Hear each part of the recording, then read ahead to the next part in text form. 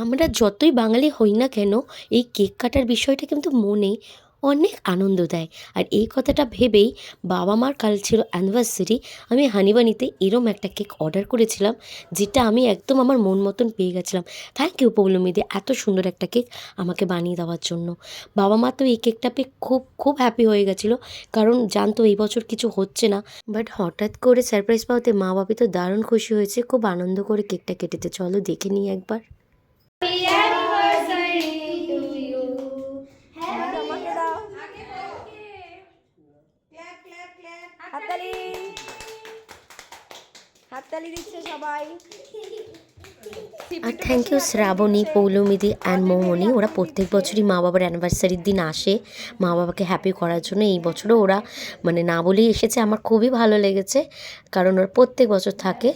আর তারপর আমরা কেক কেটে সবাই মিলে সেলিব্রেট করছিলাম, মাখামাখি করছিলাম। আর পরে কী করলাম সেটা নেক্সট ভিডিওতে দেখাবো।